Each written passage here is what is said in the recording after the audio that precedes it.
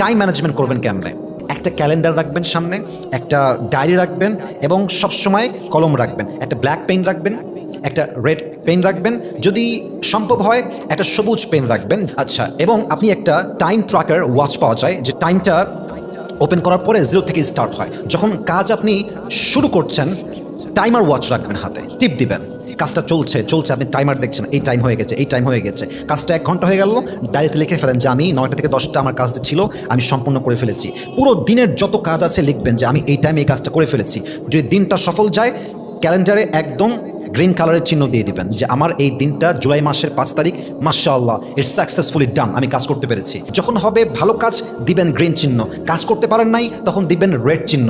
Red চিহ্ন দিলে আপনার মাথা গরম হয়ে যাবে যে অমুক মাসের অমুক তারিখে আমি কাজটা করতে পারি নাই। এই যে টাইম ম্যানেজমেন্ট, এটা যদি করতে পারেন, আপনাকে আল্লাহ ডিসিপ্লিন করতে আপনার লাইফকে সবচেয়ে বেশি সাহায্য করে। পড়েন সবাই সুবহানাল্লাহ।